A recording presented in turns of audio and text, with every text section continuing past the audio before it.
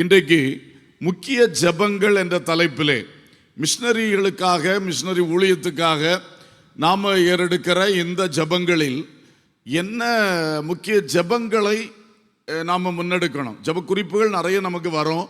அந்த ஜெப குறிப்புகளும் நான் இப்போ சொல்லக்கூடிய இந்த ஜெப தலைப்புகளில் தான் வரும். அதை கொஞ்சம் நீங்கள் ஃபோக்கஸ் பண்ணணும், கொஞ்சம் கவனம் செலுத்தணும்னு சொல்லி அதை நான் சிலதை சொல்ல விரும்புகிறேன். நம்பர் 1, மிஷனரிகள் உருவாகும்படி ஜெபிக்க மறக்கக்கூடாது. எப்பவும் இந்த ஜெப குறிப்பு வருதோ இல்லையோ, ஆனால் நம்ம மனசில் பதிஞ்சிருக்க வேண்டிய சில ஜெப தலைப்புகளையாக்கும் நான் இன்னைக்கு உங்களுக்கு சொல்லுகிறேன்.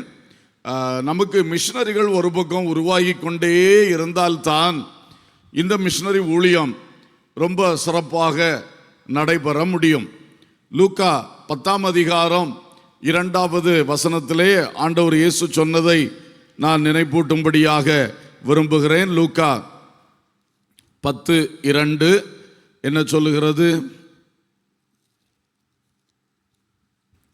ஸ்தோத்திரம். அப்பொழுது அவர் அவர்களை நோக்கி, அறுப்பு மிகுதி, வேலையாட்களோ கொஞ்சம். ஆகையால் அறுப்புக்கு எஜமான் தமது அறுப்புக்கு வேலையாட்களை அனுப்பும்படி அவரை வேண்டிக் கொள்ளுங்கள். அல்லேலூயா, ஸ்தோத்திரம். இயேசு சொன்ன ஒரு ஜெப தலைப்பு அல்லது ஜெப குறிப்பு, இதை மறக்கவே கூடாது. அன்னையிலேருந்து இன்னைக்கு வரைக்கும் இந்த ஜெப குறிப்பு டெய்லி ஜெபிக்கிறது தேவைப்பட்டு கொண்டே தான் இருக்கிறது. அல்லேலூயா, அல்லேலூயா. அதனால தேவ மக்களே, உங்கள் ஜெபங்களில் அடிக்கடி மிஷனரிகள் உருவாக வேண்டும் என்பதை குறித்து நீங்கள் ஜெபிக்க அன்போடு கேட்டுக்கொள்ளுகிறேன். குறிப்பாக அன்னாள் என்பவளை கர்த்தர் பயன்படுத்தி ஒரு சாமுவேலை பிறப்பித்தார். அந்த சாமுவேல் தேசத்திலே ஒரு பெரிய தீர்க்கதரிசியாக, ஆசாரியனாக விளங்கினார். அந்த தேசம் தெய்வீகத்தில் விழுந்து போகின்ற நிலையில் ஏலி காலத்தில் இருந்தது. அதை தூக்கி நிறுத்தக்கூடிய ஒரு தேவ மனுஷனாக இந்த சாமுவேலை தேவன் எழுப்பினார். அல்லேலூயா. அரசியலையும் தூக்கி நிறுத்தினான். குறிப்பாக ஆசாரியனாக, தீர்க்கதரிசியாக, தேவ மனுஷனாக அவன் விளங்கி அவன் இந்த பகுதியையும் நன்றாக தூக்கி நிறுத்தினான். அப்போ அவனை, அந்த மிஷனரியை உருவாக்க காரணமாக இருந்தது அன்னாள். உடைக்கப்பட்ட அன்னாள், மிக கஷ்டங்களை அனுபவித்து கொண்டிருந்த ஒரு அன்னாள். அவள் வேதனை மிகுந்தவளாக தன்னை குறித்து அட்ரஸ் பண்ணும் பொழுது, நான் மனக்லேசம் உள்ள ஸ்திரீ என்று தன்னை அறிமுகப்படுத்துகிற அளவுக்கு அவளுடைய வாழ்க்கை இருந்தது. ஆனால் அவள் செய்த ஜபம்தான் ஒரு தேசத்துக்கே ஆசீர்வாதமான சாமுவேலை உருவாக்கிற்று. அல்லேலூயா. எனவே நாமும் இன்றைக்கு நம்முடைய சபைகள் இந்த அன்னாள்களை போல மாறணும்னு ஒரு தரிசனத்தோடு ஜெபிக்கணும்.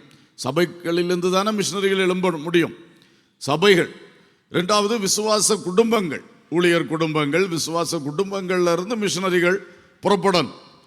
அப்போ இதை நீங்கள் ஒரு தரிசனமாக மனசில் வச்சு எப்போவுமே ஆண்டவர்கிட்ட நம்ம ரொம்ப கேட்க வேண்டியது அவசியம். ஆண்டவரே, எங்கள் சபைகளை, எங்கள் குடும்பங்களை அந்நாளை போல மாற்றுங்கப்பா. தேசத்துக்கு ஆசீர்வாதமான, கர்த்தருடைய சபைக்கு ஆசீர்வாதமான சாமுவேல்களை பிறப்பிக்கக்கூடிய அந்நாள்களாக எங்கள் குடும்பங்களையும் எங்கள் சபைகளையும் மாற்றும் என்று நாம் கெஞ்சி மன்றாடும் பொழுது அது ஒரு பெரிய குறைபாடாக இருக்கிறது. அது கண்டிப்பாக சரியாக வேண்டும். ஒரு அல்லேலூயா சொல்லுவோம். நம்முடைய எல்லா சபைகளிலும் அது நடக்கணும். நான் மனசில் எனக்கு ஞாபகத்தில் வர்ற சிலது சொல்லுவேன். அதில் ஏதாவது எக்ஸாம்பிளில் சிலதை சொல்லாமல் விட்டுருந்தா கேட்குறவங்க வருத்தப்பட்டுறக்கூடாது. ஏன்னா நம்ம இதை ரெக்கார்ட் பண்ணி நம்முடைய மிஷனரி குரூப்ஸில் போடுவோம். மிஷனரிகளும் கேட்பீர்கள், ஊழியக்காரங்க கேட்பீங்க. எங்கள் சபையை பற்றி சொன்னார் இல்லையன்னு நினைக்கக்கூடாது. நான் அப்படி சரித்திரத்தை இங்கே சொல்ல நிற்கல. மக்களை ஊக்கப்படுத்துறதுக்கு எனக்கு ஞாபகத்தில் வரக்கூடிய 1-2 சொல்லுவேன். இப்போ காட்டாத்துறை சபையை நம்ம எடுத்துக்கிட்டோம்னா, நமக்கு முதல் மிஷனரியை எழுப்பி தந்த சபை. அல்லேலூயா. Pastor S. பாலையன் என்பவர் மிகப்பெரிய தியாகி, மிகப்பெரிய தரிசனம் உள்ளவர். தர்மபுரிக்கும் அவர்தான் முதல் மிஷனரி, வட இந்தியாவுக்கும் அவர்தான் முதல் மிஷனரி. பாஸ்டர் என். தாமஸ் அவருடைய ஒரு வலதுகரம். அவர் எழும்பினது நமக்கு இன்னைக்கு பாருங்க, இந்த ஸ்தாபனத்தினுடைய இந்த ஊழியங்கள் இவ்வளவு சிறப்பாக போறதுக்கு ஒரு அடிக்கல்லாக அந்த மனிதனை கர்த்தர் பயன்படுத்தினார். அல்லேலூயா. அப்போ அவரை உருவாக்கின ஒரு பெருமை அந்த சபைக்கு நிச்சயம் உண்டு. அல்லேலூயா. அவரோடு கூட அன்றைக்கு சென்ற மற்ற 2 மிஷனரிகளில் ஒருவர் கன்னியாகுமரியிலே சபை உருவாக்கின பாஸ்டர் பிரபாகரன் அவர்கள், பாஸ்டர் எஸ் பிரேம் பிரகாஷுடைய சீஷன். அவரும் பாஸ்டர் பிரேம் பிரகாஷும் அந்த தரிசனத்தோட அந்த நாட்களில் செயல்பட்டார். அந்த சபையில் அதை ஊட்டினார். அதில் உருவான பாஸ்டர் பிரபாகரன் அவர்கள், அவர் அன்றிலிருந்து இன்று வரைக்கும் அந்த மிஷனரி பணியை செய்து கொண்டிருக்கிறார். அப்போ பாருங்க, அந்த சபைகளுடைய ரோல், அதுக்காகத்தான் நான் இதை சொல்கிறேன். ஒரு சபையை மேன்மைப்படுத்தி அப்படி சொல்லலை, பல சபைகள்லேருந்து எழுப்பி தான் இப்போ இன்னைக்கு இவ்வளோ மிஷனரிகள் இருக்கிறார்கள். இது ஆரம்ப கட்டத்திலே அது மாதிரி 3வது missionary pastor John Christopher Aryanad, Kerala Aryanad சபையிலிருந்து எழும்பினவர். ஒரு சின்ன சபை, கிராமத்து சபை, அங்கிருந்தும் கர்த்தர் அவரை எழுப்பி கொண்டு வந்தார். அதுக்கு பிறகு பல சபைகள்லேருந்து அப்படியே எழும்ப ஆரம்பித்தாங்க. குறிப்பாக பலர் எழும்பின இதை நம்ம பார்க்கும்போது இந்த கடமலக்குன்று சபையை நான் நினைவு கூறுகிறேன். கடமலக்குன்று சபையிலிருந்து Mrs Shamila Singlal, Mrs Subala Daniel, Mrs Jaba Rajaselvan, வேறு யாராக இருக்காங்களா, இவங்கெல்லாம் இன்னைக்கு சென்ட்ரல் பாஸ்டருடைய துணைவிமாராக ஒவ்வொரு சர்க்கிளை பொறுப்படுத்தும் 3 சர்க்கிளை வழிநடத்தக்கூடியவர்களாக இருக்கிறார்கள். 3 வாலிப பிள்ளைகளாக அவர்கள் இருந்த காலத்தில் அவங்கள ஆண்டவர் எழுப்பினது இன்றைக்கும் எவ்வளோ பிரயோஜனமாக இருக்கிறது. அல்லேலூயா. அதுபோல் சிவானந்த காலனி சபையிலே இருந்து ஒரு கட்டத்திலே பாஸ்டர் ஜோயல் எழும்பி வந்தார். மலேசியாவில் ஊழியம் செய்கிறார். பாஸ்டர் வெஸ்டர்ன் ரஃபேல் அவர் எழும்பி வந்தார். காஜியாபாத்தில் ஊழியம் செய்கிறார். இன்றைக்கும் பிரபாரன் பாஸ்டருக்கு ஒரு ரைட் ஹேண்டாக செயல்பட்டு கொண்டு இருக்கிறார். இதெல்லாம் அந்த சபை இப்படி நிறைய ஊழியக்காரங்களை எழுப்பினது. நான் தென்னிந்தியாவில் போனவங்கள சொல்லலை, வட இந்தியாவில் போனவங்கள மட்டும் சொல்கிறேன். திருக்குறங்குடி சபையை நினைவு கூறுகிறேன். பாஸ்டர் சகரியா இப்போ கவுஹாத்தியில் இருக்கிறவரை அந்த சபை எழுப்பி தந்தது. அவருடைய தம்பி எல்டர் தினேஷ் அந்தமானில் ஊழியம் செய்கிறவரை அந்த சபை எழுப்பி தந்தது. இது மாதிரி அந்த சபைகள் நமக்கு நினைக்கும் பொழுதே சந்தோஷமாக இருக்குது. அவங்க 2 மிஷினரி எழுப்பி தந்தாங்க, இவங்க 3 மிஷினரி எழுப்பி தந்தாங்க அப்படி சொல்லி. இந்த மாதிரி மிஷினரிகளை பெற்றெடுக்கிற அந்நாள்களாக நம்முடைய சபைகளெல்லாம் மாறணும். அதுக்கும் நம்ம அடிக்கடி அந்த ஜபங்களை செய்யும் பொழுது கர்த்தர் கேட்பார், கிரியை செய்வார். அல்லேலூயா. இன்றைக்கு கடமலக்குன்று சபையினுடைய குழுவாக நம்ம இருக்கும்போது இந்த கிரியை இப்போ நமக்கு குறைவாக இருக்குது. அந்த 3 பெண்மணிகள் எழும்பினதை நாம் இன்றைக்கு மேன்மையாக சொல்லுகிறோம். ஆனால் எத்தனை வருஷம் ஆகிப்போச்சு. அனீஸ் சவுந்தியா இப்போ சமீபத்தில் எழும்பியிருக்கிறாள். அவள் அந்தமான் நிக்கோபார் தீவுகளிலே தினேஷுடைய துணைவியாராக அவள் அங்கே மிஷினரியாக இருக்கிறாள். சந்தோஷம். இது மாதிரி சிலது விடுபட்டுறோம். இருந்தாலும் நம்ம இன்னும் கடமலக்குன்று சபையிலிருந்தும் ஒரு கூட்டம் மிஷினரிகள், ஆண்களும் அபிநயா, பாருங்க நம்ம இதெல்லாம் சரித்திரம் எழுதி வச்சுட்டு பேசியிருக்க வேண்டியது. கர்த்தருக்கு ஸ்தோத்திரம். அபிநயா ஜானாபாத்தில் உத்தரப்பிரதேசத்தில் இருக்கிறார். ஆனால் ஏன் கர்த்தர் பெண்களை மாத்திரம் எழுப்புறாரு? சகோதரங்களே, நாம் சிந்திக்க வேண்டிய பகுதி அல்லவா? கடமலூர் சபையிலேருந்து ஏன் ஆம்பளைகள் எழும்ப மாட்டேங்க? கர்த்தருக்கு ஸ்தோத்திரம். அதனால் கண்டிப்பாக இந்த குறை நிறைவு ஆகிறதுக்கு நம்ம அதிகமாக ஜெபிக்க வேண்டியது மிக அவசியமாக இருக்கிறது. ஸோ இந்த அந்நாள்களுடைய ஜபங்கள் எழுப்பினது போல இதுக்காக பாரத்தோடு நாம் ஜெபிக்கும் போது நம்முடைய சபைகள்லேருந்து எழும்புவாங்க. குறிப்பாக இந்த சபையை நம்ம டார்கெட் பண்ணி அதிகமாக ஜெபிக்கணும். அது மாதிரி மொர்தெகாய் ஒரு எஸ்தரை உருவாக்கினார் பாருங்க. அவர் ஜெபித்தது, அந்த பிரச்சனை வந்த சமயம் ஜெபித்தார். ஆனால் அதுக்கு முன்னாடி அவளை உருவாக்கின விதங்கள், அவளை தத்தெடுத்து வளர்த்தி அவளுக்கு ஒரு வேலை வாய்ப்பு, அந்த ராஜாவுடைய அரண்மனையில் ஒரு வாய்ப்பு கிடைச்ச உடனே அதுக்கு அவளை உற்சாகப்படுத்தி கொண்டு சேர்த்து அவளை ஊக்கப்படுத்தி கடைசியில் ராஜா அவளை செலக்ட் பண்ணி அவள் ராஜஸ்திரியாக மாறி கடைசியில் அவள் ஒரு இக்கட்டில் எவ்வளோ விசேஷமாய் பயன்பட்டாள். ஒரு மிஷினரிக்கு ஒப்புமானம் தானே அவளை உருவாக்கின பெருமை அது ஃபுல்லாக அந்த மொர்தெகாய் என்கிற ஒரு மனுஷனை சார்ந்தது. அப்போது ஜெபம் மட்டுமல்ல, சில மிஷனரிகளை உருவாக்குறதுக்கு சில முயற்சிகளும் தேவைப்படுகிறது. அதை மொர்தெகாய் இடத்துல நாம் பார்க்கிறோம். அவளை பொறுப்படுத்து, அவளுக்காக தன்னுடைய என்னென்ன செலவு பண்ணாருன்னு தெரியல, அவளுக்கு பல உபதேசங்களை கொடுத்து முக்கியமாக சொன்னார், அம்மா பூர்வோத்திரத்தை எங்கேயும் சொல்லிடாதம்மா, நம்ம யூதர்னு அறிஞ்சான்னாலே நம்மளை ரெண்டாம் தரமாக தான் யோசிப்பானுங்க. எங்கே போனாலும் பூர்வோத்தரத்தை என்ன பண்ணிடாத.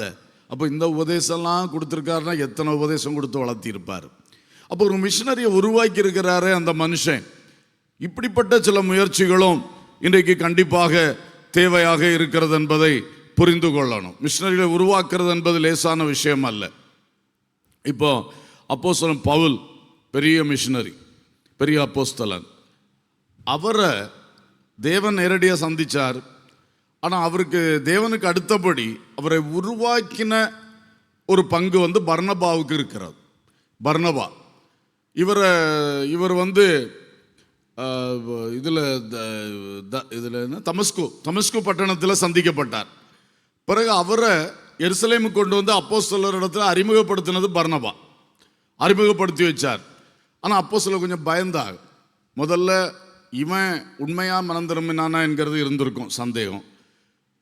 ரெண்டாவது, இவரை நம்ம சேர்த்துக்கிட்டா யூதர்கள் பிரச்சனை நமக்கு ரொம்ப ஜாஸ்தியாக வர வாய்ப்பு இருக்குது. அதனால் அவங்க கொஞ்சம் அப்படி சரியாக உடனே ஏற்றுக்கொள்ளலை. அதனால் வேறு வழி இல்லாமல் இவர் சொந்த ஊராகிய அவருக்கு தர்சு பட்டணத்துக்கு போயிட்டார். தர்சு பட்டணத்துக்கு போனார்.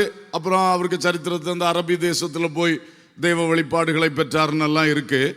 அதுக்கு பிறகு அவருடைய சரித்திரத்தை பார்க்கும்போது இந்த பர்னபா தான் அவரை தேடி கண்டுபிடிச்சி தர்சுவிலிருந்து அழைத்து வந்து அந்தியோகியா, சிரியா தேசத்தில் இருந்த அந்தியோகியா சபையில் கொண்டு சேர்த்தார். அப்போ அந்தியோகியா சபையில் கொண்டு வந்து சேர்த்ததும் பர்னபா. அது சேர்த்து அவரும் இவருமாக இன்னும் சிலருமாக சேர்ந்து அங்கே உதவி ஊழியர்களாக இருந்து அப்படி வளர்ந்தாங்க. வளர்ந்துட்டு வர்ற வேளையில் தான் அப்போஸ்தலர் 13 நம்ம படிக்கிறது மாதிரி ஒரு உபவாச ஜெபத்தில் ஆவியானவர் பேசி இந்த சவுலையும் பர்னபாவையும் நான் அழைத்த ஊழியத்துக்காக பிரித்து விடுங்கள்னு சொல்லி, அப்போ பர்னபா தான் இவருக்கு கூட ஃபர்ஸ்ட் மிஷினரியாகவும் புறப்பட்டு போனார். ஃபர்ஸ்ட் மிஷினரி பயணம் முழுசும் பர்னபா சவுல் என்று தான் ஆரம்பிச்சது. அப்புறம் லீடர்ஷிப் மாறிச்சு, சவுல் பர்னபான்னு அப்புறம் மாறிச்சு. அப்போ அந்த பர்னபா என்கிற ஒருவர் ஒரு சவுலை மிஷனரியாக உருவாக்கி விட்டார். அவருக்கு அந்த பங்கு அன்றைக்கும் இருந்தது, பரலோகத்திலும் அவருக்கு மிகுதியாக இருக்கும். அல்லேலூயா. ஸோ சபைகளுக்கு பொறுப்பு இருக்கு, நம்ம குடும்பங்களுக்கு அந்த பொறுப்பு இருக்கு, தனி நபர்களுக்கு அந்த பொறுப்பு இருக்கு. இதெல்லாம் நம்ம கொஞ்சம் மனசில் எடுத்துக்கணும், ஆசைப்படணும். யாருக்கு எந்த வாய்ப்பை கத்த தருவார்னு தெரியாது. உங்களை யாருக்காயிலும் ஒரு வாய்ப்பு தரலாம். ஒரு வாலிப பிள்ளைகிட்ட பேசக்கூடிய ஒரு வாய்ப்பு, ஒரு வாலிப பையன்கிட்ட பேசக்கூடிய வாய்ப்பு. யாருக்கு தெரியும் அவனை அல்லது அவளை நாளைக்கு ஆண்டவர் எப்படிப்பட்ட மகிமையான ஒரு பாத்திரமாக தெரிந்து கொண்டிருக்கிறாருன்னு இன்றைக்கி நமக்கு தெரியாது. ஆனால் நம்ம இன்னைக்கு போடக்கூடிய சில விதைகள் அந்த வாய்ப்பு கிடைக்கும் பொழுது பர்னபாவை போல செய்யக்கூடிய காரியம் மிக மிக பிரயோஜனத்தை கொண்டு வரும். அல்லேலூயா. அதனால இந்த மாதிரி வாய்ப்புகளை நீங்கள் முயற்சி பண்ணணும். நம்ம இப்போ ஜெப விஷயங்களையாக்கோ தியானித்து வருகிறோம். எனவே இந்த மாதிரி அநேகரை எழுப்புங்கப்பா. அன்னாள்களை எழுப்புங்க, மொர்தெகாய்களை எழுப்புங்க, பர்னபாக்களை எழுப்புங்க. அது சொல்லும் போதே நமக்கு இந்த அர்த்தம் புரியும். எதுக்காக பர்னபாவை எழுப்போன்னு சொல்லும்? அங்கே கல்லறையில் இருக்கிறவர் எழுப்பிட்டு வர்றதுக்கா? இல்லை, இந்த மாதிரி ஆட்களை என்ன செய்யும்? எழுப்போம். அந்த அர்த்தம் புரியுது பார்த்தீங்களா? இதை நீங்கள் மனசில் வச்சு நமக்கு நிறைய அன்னாள்களாகிய சபைகள் உருவாக்கணும். அது மாதிரி குடும்பங்களை பற்றி சொல்லும் பொழுது ஸ்காட்லாண்டு, அயர்லாண்டு, இங்கிலாந்து தேசங்களில் அந்த காலத்தில் பாஸ்டர்மார் சொல்லி கொடுப்பாங்களாம். பெண்கள் ஜபங்களில் அதிகமாக பெண்கள் ஜோம் பண்ணுவாங்களாம். ஆண்டவரே என் வயத்தில் பிறக்கிற பிள்ளைகளில் ஒன்றையாவது மிஷினரியாக அனுப்போன்னு சொல்லி எல்லா பெண்களும் ஜோம் பண்ணிக்கிட்டே இருப்பார்களாம். ஒரு கட்டத்தில் ஸ்காட்லாந்து, அயர்லாந்து, இங்கிலாந்து தேசத்திலேருந்து தான் உலக நாடுகளுக்கெல்லாம் மிஷினரிகள் போனார்கள். அல்லேலூயா. அப்போ ஜபங்கள் வீண் அல்ல. பார்த்தீங்களா? குடும்பங்கள்லேருந்து மிஷினரிகள் புறப்பட்டார்கள், சபைகள்லேருந்து புறப்பட்டிருக்கிறார்கள், பர்னபா போன்றவுடைய செயல்களால் புறப்பட்டிருக்கிறார்கள்.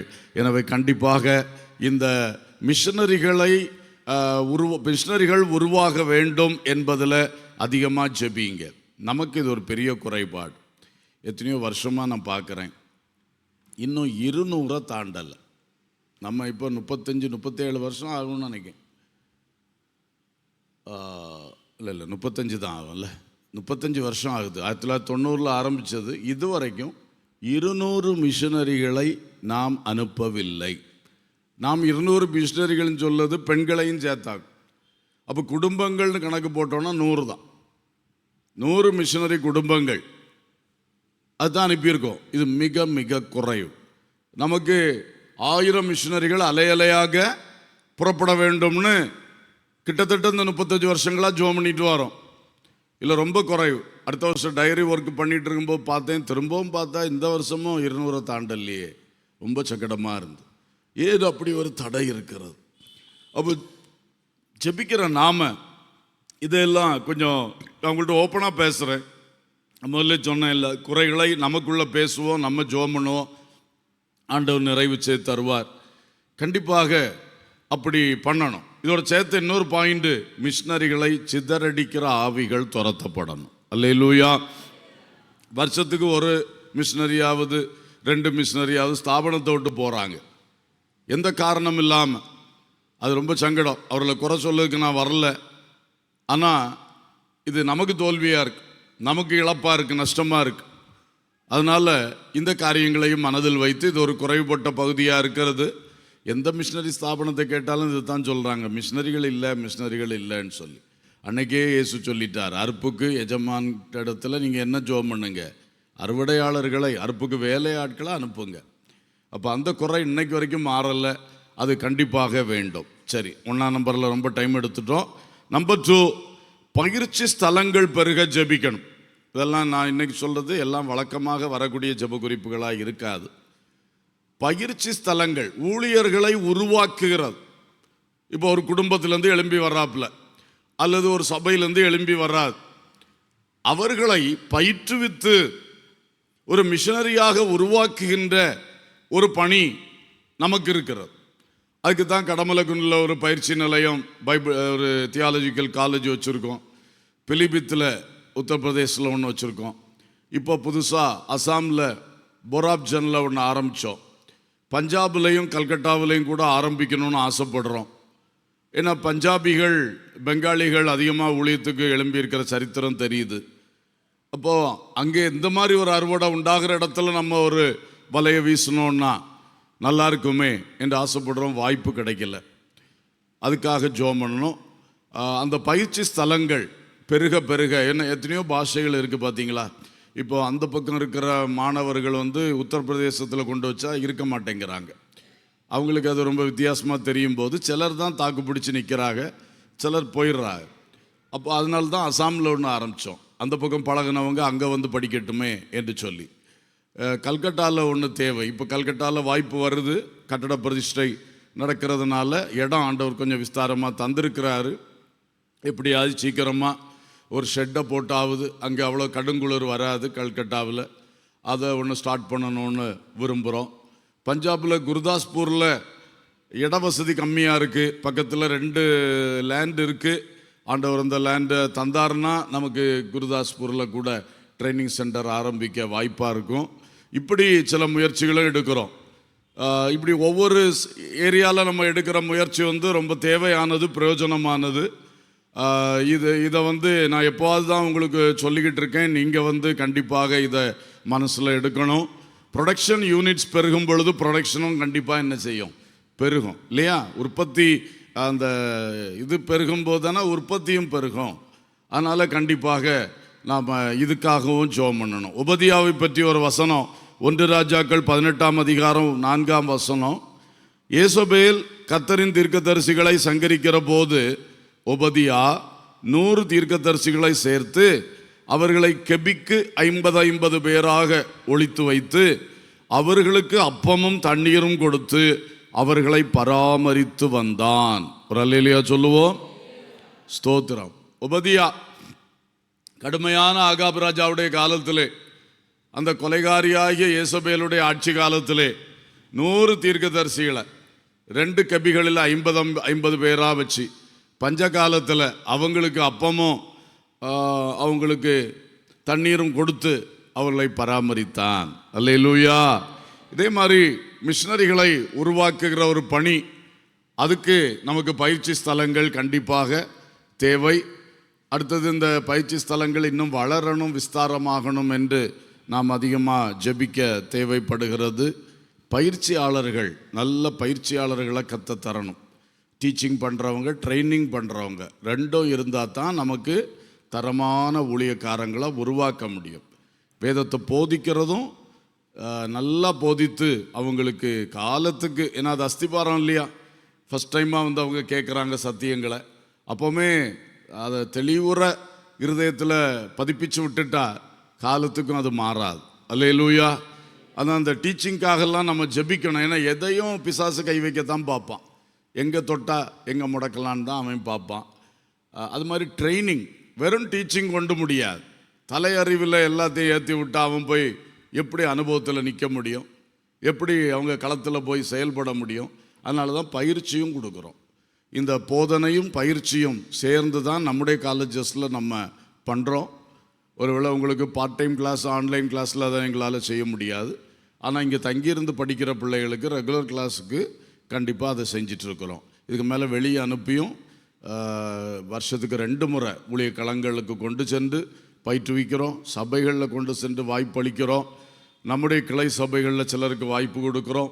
இப்படியெல்லாம் நிறைய வாய்ப்புகளை நம்ம வந்து கொடுத்து போதனையும் பயிற்சியும் சேர்த்து கொடுத்து உருவாக்குகிறோம். அல்லேலூயா. இதுக்கு அந்த பயிற்றுவிக்கிறவர்கள் எல்லாம் மேக்சிமம் நம்ம ஊழியக்காரங்களை வச்சு தான் பயிற்றுவிக்கிறோம். சில விசுவாச மக்களையும் வச்சு பயிற்றுவிக்கிறோம். அதுக்காக நம்ம ஜெபிக்கணும். அப்போ இந்த மிஷனரிகள் பயிற்சி ஸ்தலங்கள் நல்ல சக்ஸஸ்ஃபுல்லாக எழும்பி வர வேண்டும். அல்லேலூயா. உபதியா மட்டும் இல்லை, இயேசு கிறிஸ்து 12 பேரை எடுத்து உருவாக்கினார். அவருக்கு இரவும் பகலும் ஊழியம் இருந்தது. ஆனாலும் 12 பேரை கூட வச்சு உருவாக்கி அவங்க தான் இயேசு விட்டு சென்ற ஊழியத்தை அழகாக பண்ணினாங்க. அல்லேலூயா. ஸ்தோத்திரம். பவுல் அதை செஞ்சார். பவுலுக்கு அசிஸ்டன்ஸுக்கு பேர் நிறைய நிருபங்களில் இருக்குது. தீமோத்தேயு, தீத்து, எப்பாப்ரோ, தீத்து, இன்னும் நிறைய பேர்கள் வந்து இதில் இருக்குது. பேர் சொல்லப்படாத ஆட்களும் இருக்கலாம். அவரும் நிறைய பேரை உருவாக்கி எழுப்பினார். அது ரொம்ப தேவை. பயிற்சி ஸ்தலங்களாக நம்முடைய இந்த ஸ்தாபனத்தில் இன்னும் பல இடங்கள் பெருகி வளர வேண்டும். அல்லேலூயா. அடுத்தது 3ஆவதாக நாம் ஜெபிக்க வேண்டிய அடுத்த முக்கிய விஷயம், களங்கள் ஆயத்தமாகும்படி ஜெபிக்கணும். ஊழிய ஸ்தலங்கள் அல்லது ஊழிய பணிக்களங்கள்.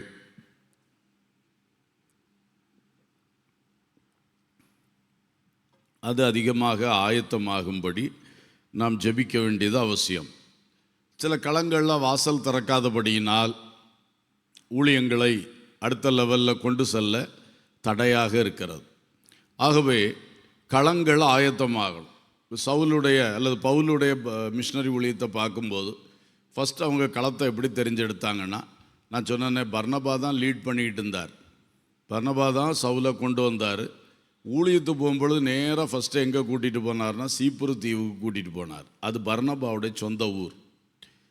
தன்னுடைய சொந்த ஊருக்கு இந்த சவுலை கொண்டு போய் ஃபஸ்ட்டு மிஷனரி ஊழியத்தில் அவர் வாய்ப்பை கொடுத்தார். அந்த சீப்புரு தீவில் உள்ள ஊழியத்திலே சவுலிடத்திலேருந்து வெளிப்பட்ட அந்த ஊழிய வரங்கள், கிருபைகள், அப்போது பர்னபா அதில் வந்து 2ஆம் ஸ்தானத்தில் ஆகிக்கிட்டார். அது வரைக்கும் நீங்கள் பைபிளில் படிச்சிங்கன்னா பர்னபாவும் சவுலும்னு எழுதியிருக்கும். சீப்புரு தீவு ஊழியம் தாண்டினவரை பார்த்தீங்கன்னா சவுலும் பர்னபாவும்னு பேர் மாறி இருக்கும். சவுல் பேர் முன்னாடி வந்திருக்கும். பர்னபா ரொம்ப விசேஷமான ஆள். அவர்கிட்ட இருந்த அந்த கிருபைகளை பார்த்த உடனே அவருக்கு முதலிடம் கொடுத்து இவர் அவருக்கு கூட நிற்கிறவராக மாறிக்கொண்டார். அல்லேலூயா. இந்த மனம்லாம் யாருக்கு வரும்? கர்த்தருக்கு ஸ்தோத்திரம். அப்போது அந்த மாதிரி ஃபஸ்ட் அவர் ஊழிய களம் வந்து பர்னபா திறந்த வாசல். சீப்புரு தீவு அவருடைய சொந்த ஊர், அங்கே கொண்டு போனார். அடுத்தது வித்தியாசமான அனுபவங்களில் அந்த பவுலுக்கு ஊழிய களங்கள் ஆரம்பித்தது. ஒன்று இப்படி உங்களுக்கு தெரிஞ்சதில் போனாங்க. 2வது நீங்கள் பார்த்தீங்கன்னா மக்கதோனியனின் அழைப்பு. அது ஒரு விசேஷமான காரியம். அப்போஸ்தலர் 16ஆம் அதிகாரம் 9-10 வசனங்களில் பார்க்கிறோம். அங்கே ராத்திரியிலே பவுலுக்கு ஒரு தரிசனம் உண்டாயிற்று. அது என்னவெனில், மக்கதோனியா தேசத்தான் ஒருவன் வந்து நின்று, நீர் மக்கதோனியாவுக்கு வந்து எங்களுக்கு உதவி செய்ய வேண்டுமென்று தன்னை வேண்டிக் கொண்டதாக இருந்தது. அந்த தரிசனத்தை அவன் கண்டபோது அவர்களுக்கு சுவிசேஷத்தை அறிவிக்கும்படி கர்த்தர் எங்களை அழைத்தார் என்று நாங்கள் நிச்சயித்து கொண்டு உடனே மக்கதோனியாவுக்கு புறப்பட்டு போக பிரயத்தனம் பண்ணி, அல்லேலூயா. அந்த பிலிப்பி ஊழியம், அது மக்கதோனியா நாட்டில் இருக்கக்கூடிய பட்டணம், அந்த வாசல் எப்படி திறந்து ஒரு சொப்பனத்தில் அந்த மக்கதோனியா நாட்டுக்காரன் ஒருத்தன் சொப்பனத்தில் தோன்றி, ஐயா எங்களுக்கு வந்து உதவி செய்யுங்க அப்படின்னு கேட்குறான், கூப்பிடுறான். அதை தேவ அழைப்பாக எடுத்துக்கொண்டு இவர்கள் உடனே மக்கதோனியாவுக்கு யாத்திரை பண்ணார். அங்கே போய் பிலிப்பி என்கிற பட்டணத்தில் போனாங்க. அங்கே இவங்களை வரவேற்க ஆள் கிடையாது, எந்த தொடர்பும் கிடையாது. இப்போ சீப்புரு தீவில் ஃபஸ்ட்டு போகும்போது பர்னபாவுக்கு தெரிஞ்ச ஆள் இருந்திருக்கும், ஆனால் இங்கே யாரும் உண்டு, எதுவுமே கிடையாது. தேவனை நடத்துதலோடு போனாங்க. அங்கே போய் ஒரு ஆற்றங்கரையில் ஓய்வு நாள் தோறும், சனிக்கிழமை தோறும் இந்த டீம் மட்டும் கூடி ஜெபிச்சுட்டே இருந்தார். அங்கே கர்த்தர் ஒரு நாள் சில பெண்களை கொண்டு வந்தார், பிரசங்கம் பண்ணினார். லீதியாளுடைய உள்ளத்தை கர்த்தர் திறந்தார். அன்னைக்கு அவள் வீடும் திறந்தது, சபை உருவாக ஆரம்பித்தது. அல்லேலூயா. பிலிப்பி சபை ரொம்ப ஒரு மகிமையான சபை. பவுலுடைய ஊழியத்தில் பல விஷயங்களில் பாராட்டத்தக்க சபை பிலிப்பி சபை. அது எழும்பினது. அவர் அங்கே தான் ஜெயிலையும் அடைக்கப்பட்டிருந்தார். அதே வேளையில் அறுவடையும் பலமாக இருந்தது. ஒரு இந்த பிசாசு பிடித்தவா குறி சொல்லுகிற ஆவி துரத்தப்பட்டு அது ஒரு பெரிய சாட்சியாக மாறிச்சு. அதனால தான் ஜெயிலுக்கு போனார்.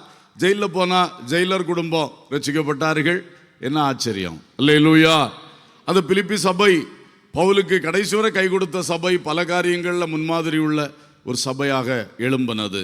அப்போது களங்கள் உருவாகிற விதங்கள், ஒன்று சொந்த பந்தங்கள் வழியாக.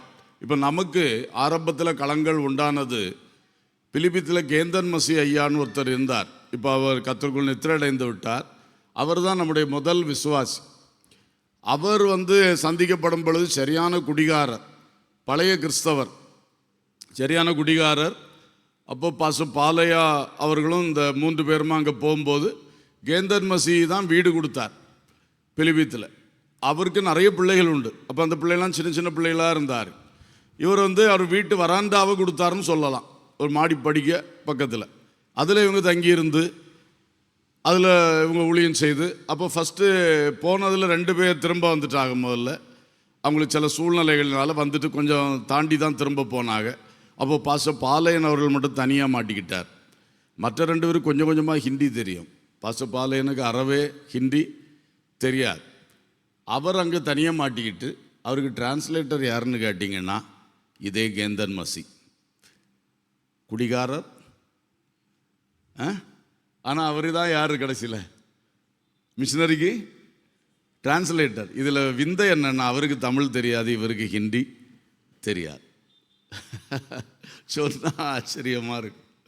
ஆனால் அப்படி தான் அந்த ஊழியம் ஆரம்பித்து, அந்த பிலிப்பித் பக்கத்தில் இருக்கிற நிறைய கிளைகளை பார்த்தீங்கன்னா கேந்தன் மசியோட சொந்தக்காரங்களாக இருப்பாங்க. ஒரு அல்லேலூயா சொல்லுவோம்.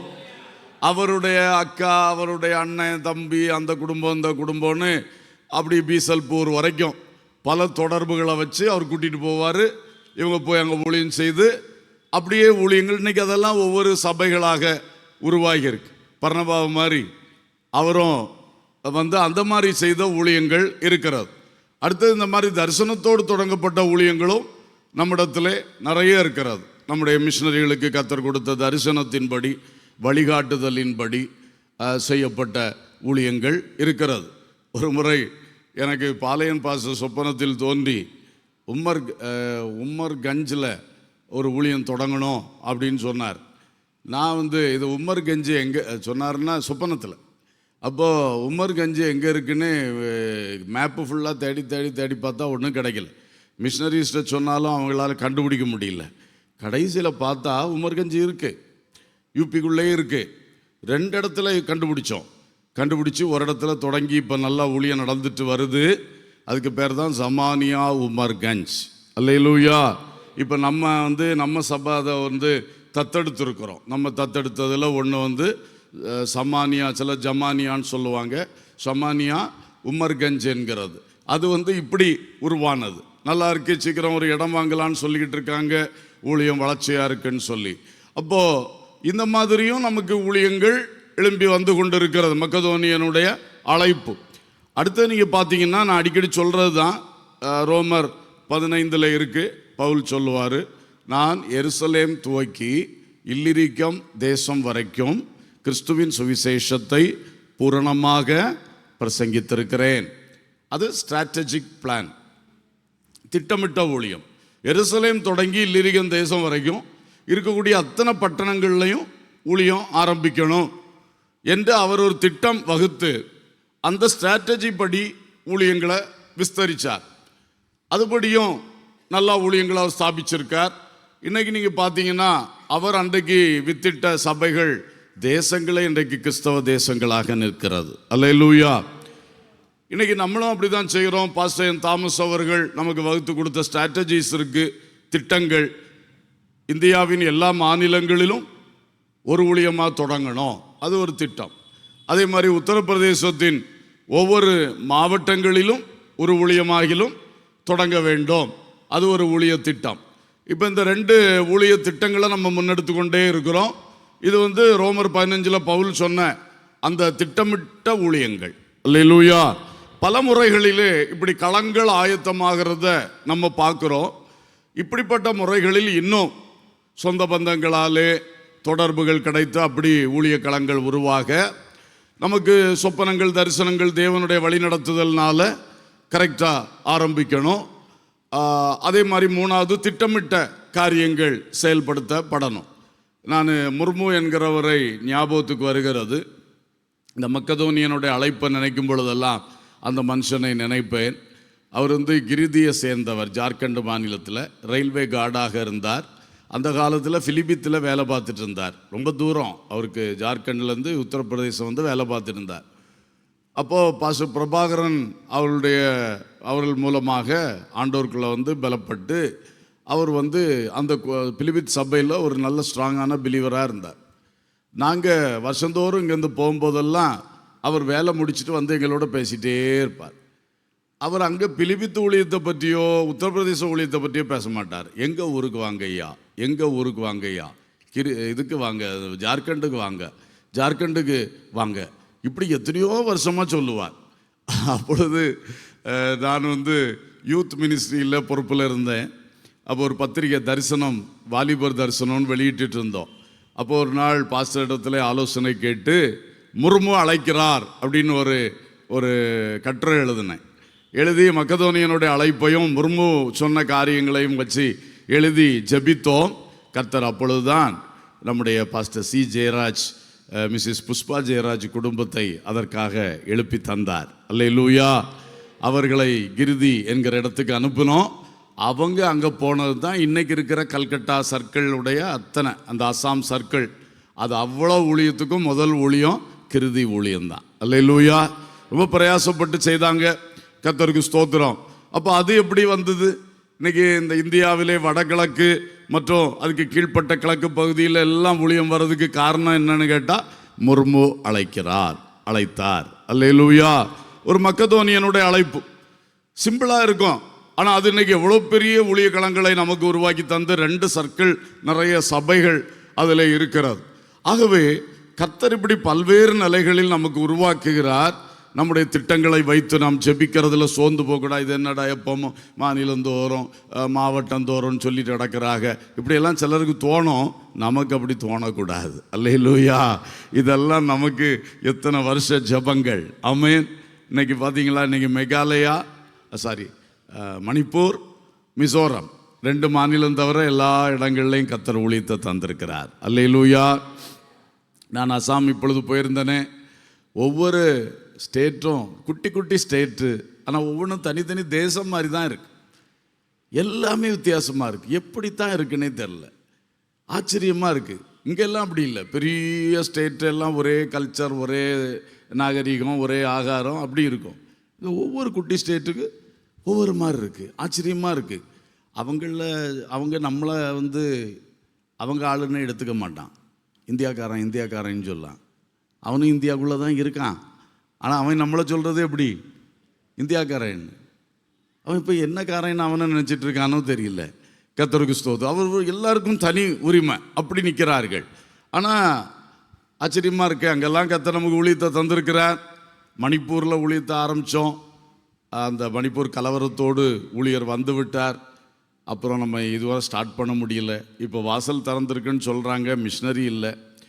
மிசோரத்தில் மிஷினரி கிடைச்ச சமயம் வாசல் திறக்கலை, அங்கே உள்ளே விட மாட்டாங்க, பாஸ்போர்ட் வாங்கி தான் போடும் போல இருக்குது. அப்படி இருக்கு மிசோரத்தினுடைய நிலைமை.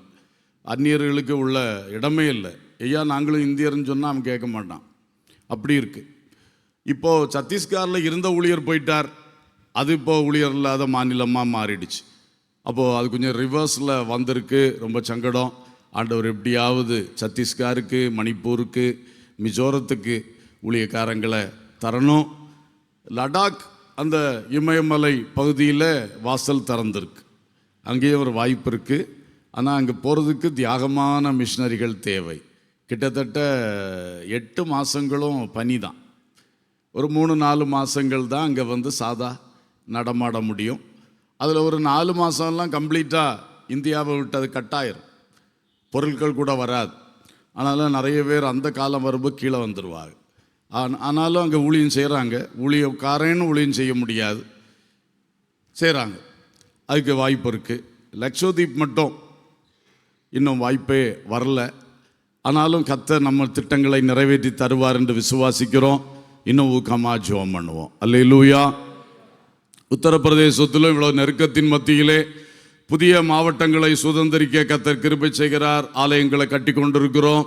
அந்த செய்திகள்லாம் உங்களுக்கு அடிக்கடி கிடச்சிட்ருக்கு. நான் இன்றைக்கு பேக்ரவுண்டாக முக்கியமானதை மட்டும் தலைவர்களாகிய உங்களிடத்தில் பேசுகிறேன்.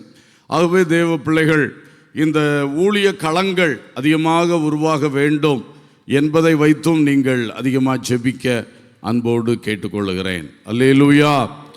அடுத்ததாக 4வது அறுவடை பெருகணும்.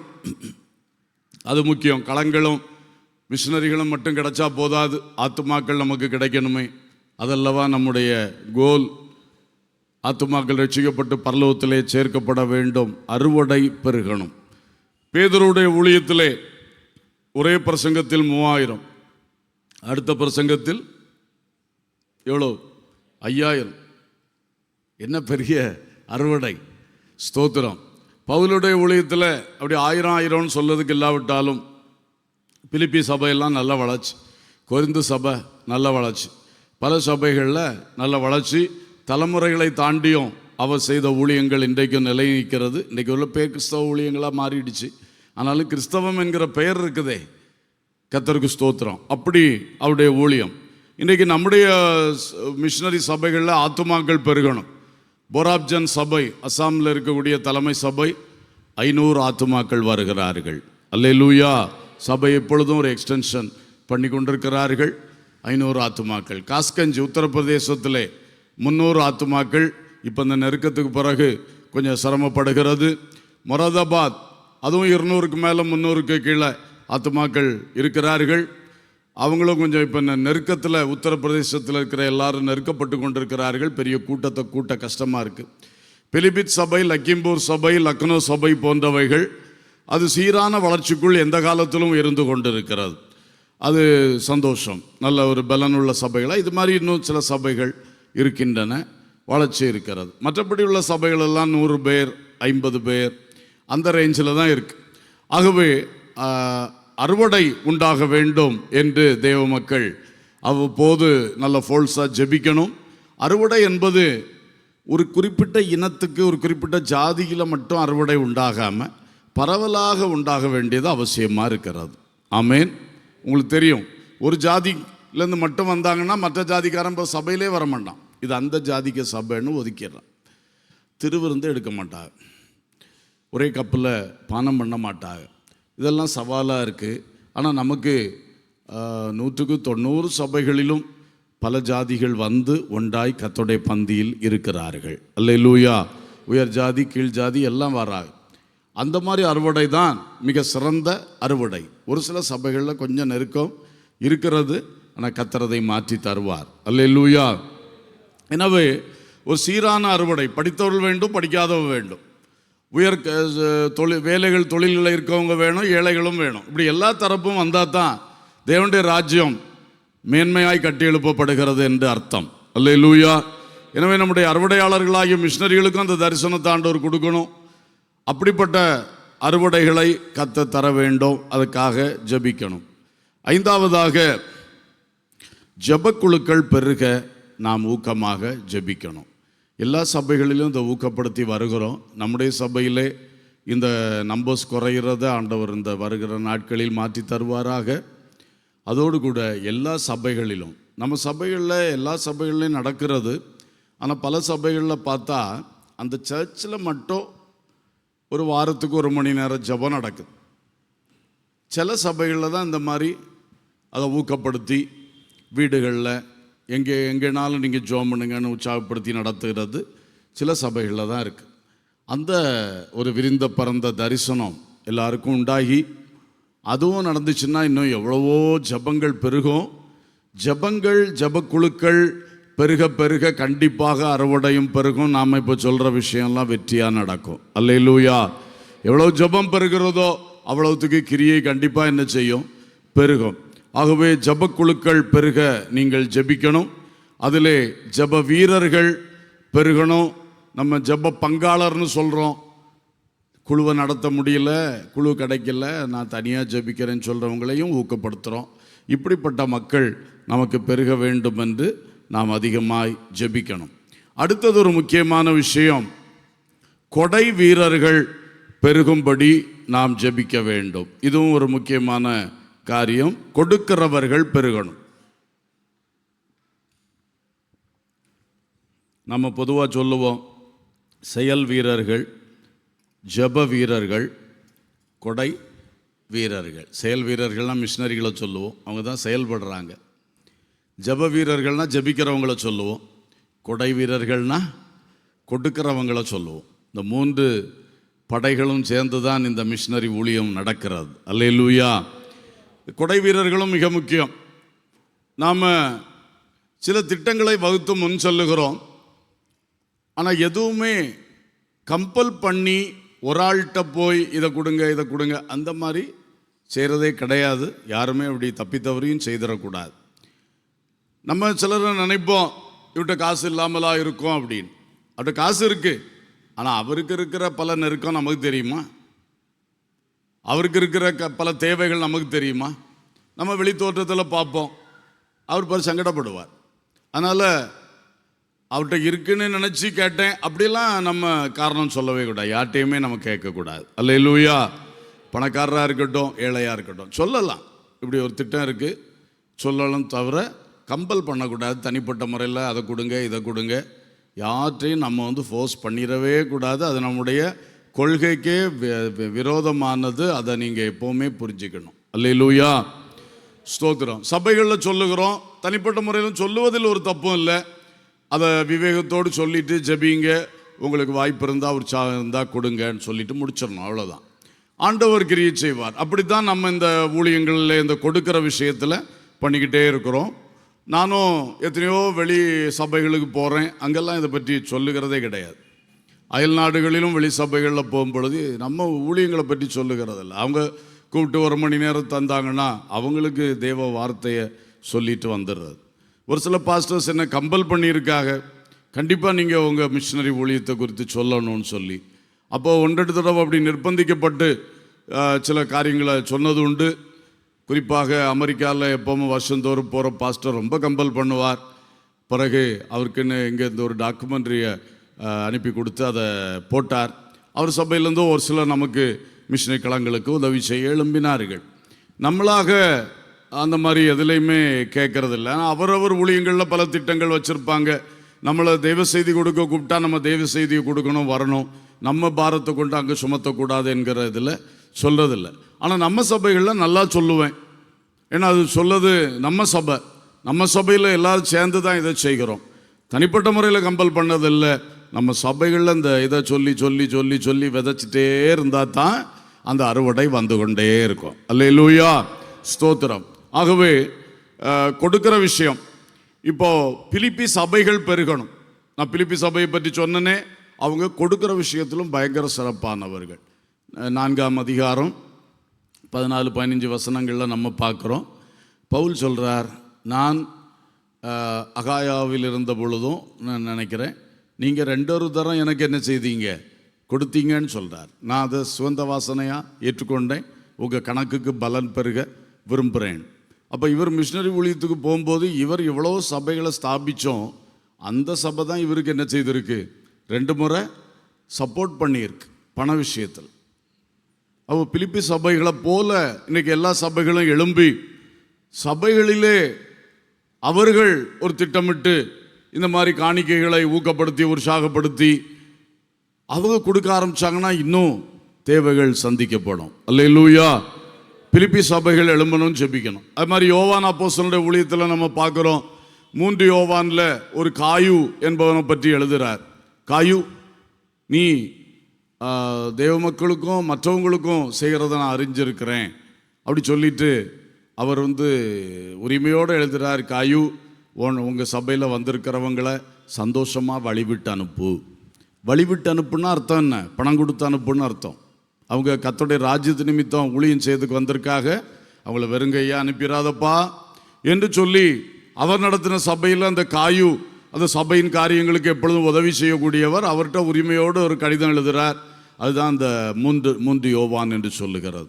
அப்போ காயுக்கள் எழும்பணும், பிலிப்பி சபைகள் எழும்பணும். இது கொடுக்கிற விஷயத்தில் காயு போன்ற தனிநபர்கள் எழும்பி அதிகமாக கொடுக்க ஆரம்பிச்சா இன்னும் இந்த ஊழியத்துக்கு ரொம்ப பிரயோஜனமாக இருக்கும். பல திட்டங்களை வச்சுருக்கிறோம். சில டோனர்ஸாக இருக்காங்க. நம்ம டோனர்ஸ்னு பொதுவாக யாரை சொல்கிறோம்? லேண்டு வாங்க, கட்டடம் கட்ட பெரிய தொகைகளை தருகிறவர்கள் இருக்கிறார்கள். அவர்களால ஆண்டவர் கிருபையினால நிறைய கட்டடங்கள் கட்டுவதற்கு நமக்கு ஆண்டவர் கிருபை செய்கிறார். அல்லேலூயா. சிலர் 1-2 பேர் சேர்ந்து பாதி போட்டு அப்படி தர்றாங்க. ஆண்டவர் இப்படி ஏவி எழுப்பி கொண்டே இருக்கிறார். டோனர்ஸ், ஸ்பான்சர்ஸ் நிறைய இருக்காக. யாரை நம்ம ஸ்பான்சர்ஸ்ன்னு சொல்கிறோம்னா, மாத உதவி, மாதந்தோறும் இந்த களத்துக்கு இந்த ஊழியத்துக்கு என்று சொல்லி குறிப்பிட்ட தொகையை மாதந்தோறும் அனுப்பி தர்றவங்க இருக்காங்க. ஸ்பான்சர்ஸ் நிறைய இருக்காங்க. அதுக்கு மேலே ஆஃபரிங் தருகிறவர்கள் நிறைய இருக்கிறார்கள். இந்த சபைகளில் எடுக்கிறது, உண்டியல் காணிக்கைன்னு எல்லாம் சொன்னேன். இப்படி நிறைய விஷயங்களுக்காக செய்கிறவர்கள் இருக்கிறார்கள். ஸோ இவர்களும் பெருக பெருக தான் இந்த ஊழியம் வளரும். தேவை மிகுதியாக இருக்கிறது. எங்கே கட்டடம் கட்டணும்னாலும் தேவை. இப்பொழுது இமாச்சல பிரதேசத்தில் பதி என்கிற இடத்துல ஒரு இடம் வாங்கிறதுக்கு எல்லாம் ரெடி ஆகிட்டு இருக்கு. இன்னும் ரெஜிஸ்ட்ரேஷன் நடக்கல.